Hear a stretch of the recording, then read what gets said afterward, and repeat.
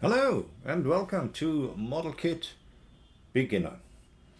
Today we're going to have a look at a little Alfa right over here. It is the 124 1931 Alfa Romeo Gran Sport.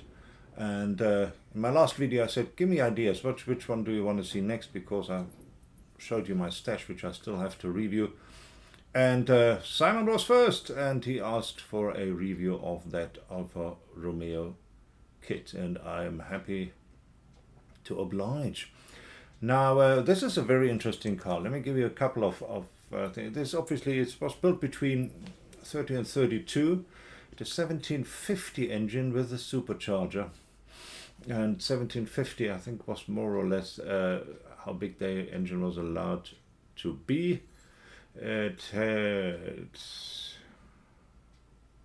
not quite sure. 102 horsepower, which was enormous in those days. And I mean, there is nothing on that car. Very, very light.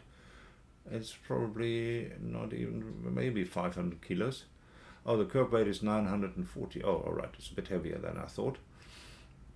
I'm just reading this off here. And had a 4-speed manual. And top speed was 144.8 kilometers per hour. 0 to 60 in 14 seconds. And with these specs, I just want you to know, it drove everybody into the ground. They won lots of races with this little car, and it is beautiful, beautiful car. And it is obviously an elderly kit, as you might guess from the picture right over here. How much elderly? Well, maybe we should have a look at scalemates and try to find out. I'll see you over there.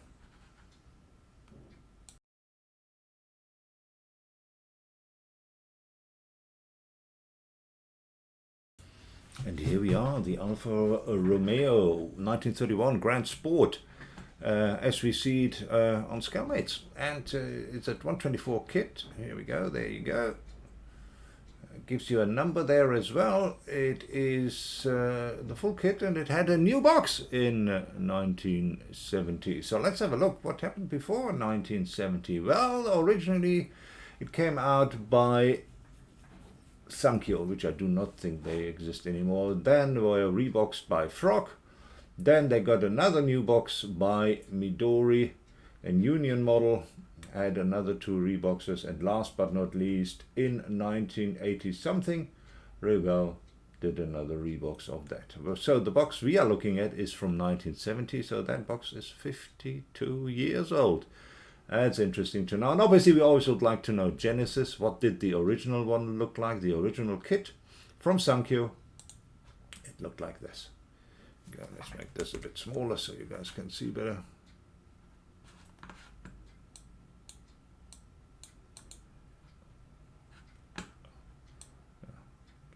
Here you go.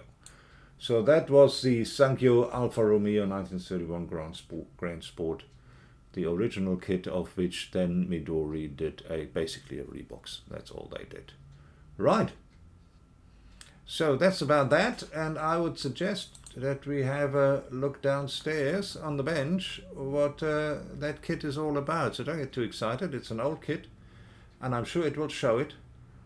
But that has its own charm, doesn't it? So meet you at the bench.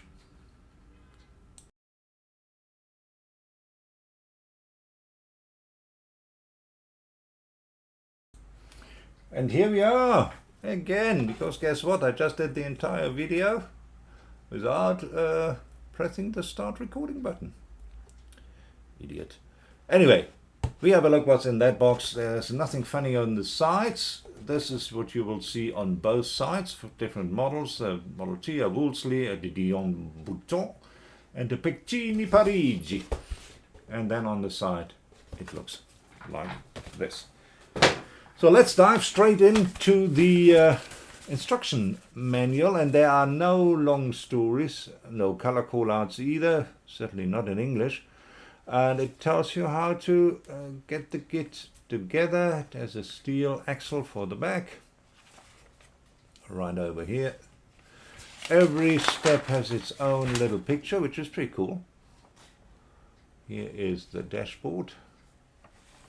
Then this is when you put the body together. That's actually not too bad. You can put it together and then paint it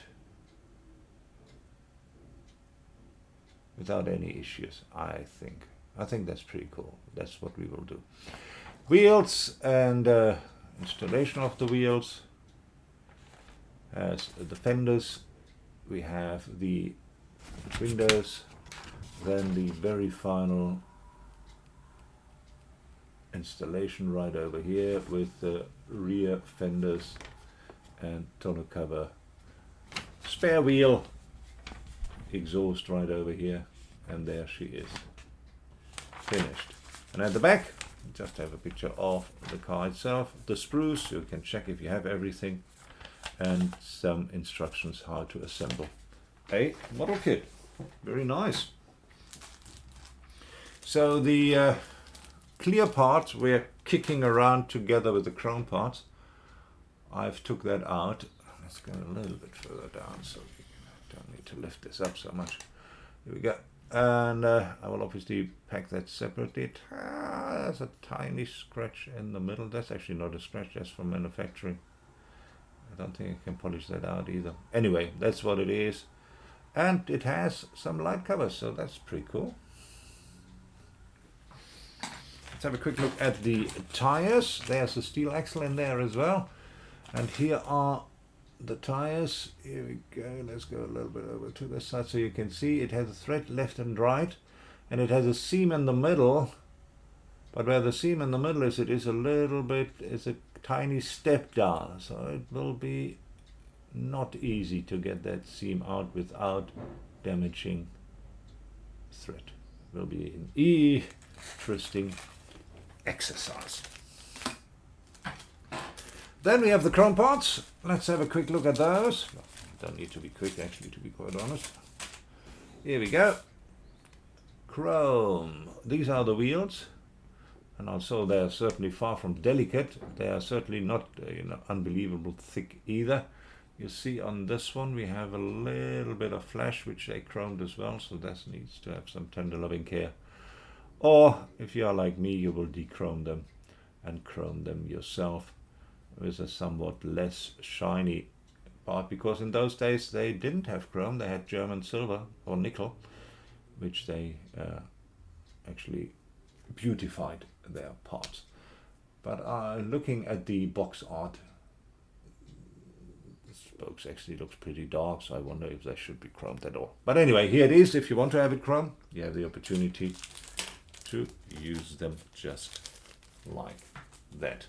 Then the other chrome sprue is the dashboard right over here. Here you go, pretty cool. Then these are brake covers which go behind the wheels. We have the frame for the radiator, window frame right over here, and here we have, that goes right underneath the engine board. Not quite sure what they do. And then we have the wheel nuts right over here. Cool stuff. Cool stuff. There. Oh yeah, look at that. That might be the only thing which I will not unchrome. There's a little Alfa plug right over here, which I really love. Don't know if I only weather it or if I paint it. Not quite sure. But yeah, cool to have. Certainly will find a place of honor here in the workshop. Right, let me just put these chrome things back into the plastic bag. Here we go. And then we have a bit of plastic. I've taken out already once before. And there were some loose parts kicking around. This seat would be one of them. Here we go. What happens if you put this light on? There we go. Can you see better? This seat, yeah, I think you might. Anyway, this seat is one of those loose parts which kicked around. It doesn't look bad. It has some nice structure here, so it's not bad. Then we have a part of the engine cover. Right over here, and I would strongly assume this is the firewall. Then we have a grey sprue.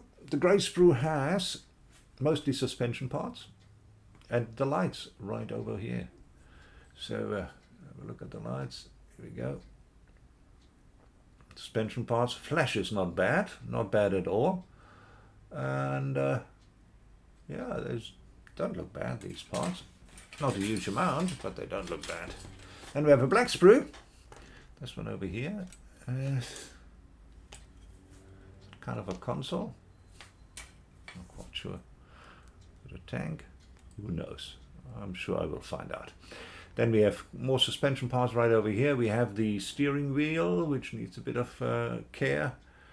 Tonneau cover. We have the exhaust, which also needs a bit of care. So there is a bit of flesh on there, which is to be expected for a 1970s kit, let's be honest here. And then we have the body parts. We have obviously the base right over here. That's what it looks like from the other side. Not terribly exciting. We have the top of the bonnet right over here, the cowl right over here, fenders right over here, the back part you will find right over here with a space for the spare wheel. Very nice. That's one solid box. The other side of the engine cover, and these two parts, which I'm sure go somewhere, and then the radiator, for which we have seen the frame already. Right, and that, ladies and gentlemen, is that. And I'm happy to announce that I actually have press recording this time, so I don't have to do this another time. Right, I would suggest we go upstairs and we see what is the final word on this beautiful Alfa Romeo Gran Sport from 1931. See you there.